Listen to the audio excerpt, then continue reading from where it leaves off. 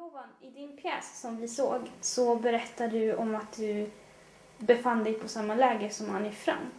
Ja. Och då vill vi väldigt gärna veta hur det var att vara på det lägret, om du kan berätta det. Bergen-Belsen, det var ett jättestort läger, det är som en stad. Det är många baracker, låga, gråa. Det fanns under vissa perioder 70-80 000 människor, 100 000 människor. Därför så att det är jättemycket folk. Inga gaskamrar, det kallas för vila i fridläger. Vi ska vila och dö långsamt i svält, kyla, sjukdomar som diarré. Ja. Och sedan lägret var indelat. Så det fanns kvinnoläger, läger för män, läger för homosexuella, läger för barn. Va? Barn kanske? Nej, det var blandat. Det var ett speciellt läger i någon anledning. Helt obegripligt. I dödslägret gasades barn ihjäl direkt, alla under 14 år.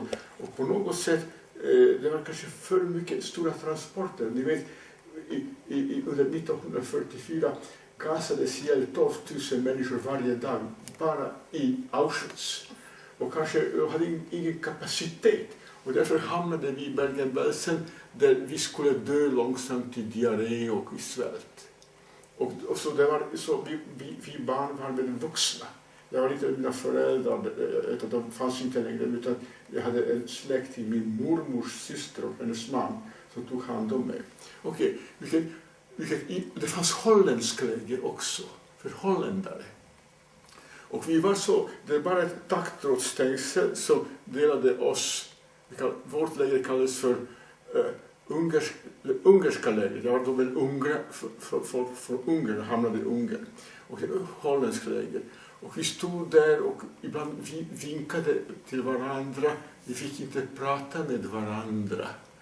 Och sen på något sätt var dessa holländska judar i mycket sämre skick än vi från Ungern. Därför att vi tog från Ungern, vi var på slavarbete, det var ganska skapligt. Vi fick ganska normal mat. Och de hade redan funnits.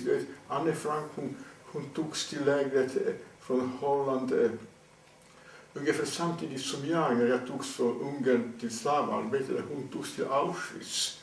Och där var det lite värre. Så hon var en stackars 15-årig flicka. Hon var tillsammans med sin syster. Mamma dog redan. Pappa hade dödats. Och de var under mycket sämre omständigheter än vi.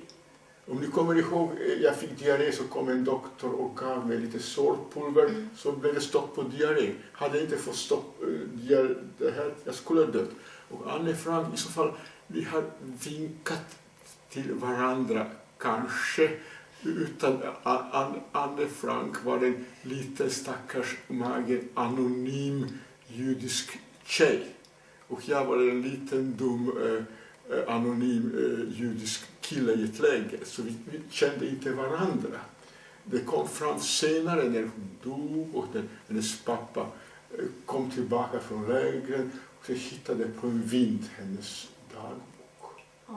Men alltså, vi var där samtidigt. Det var ett taggtrådsstängsel som delade oss utan att vi kände varandra.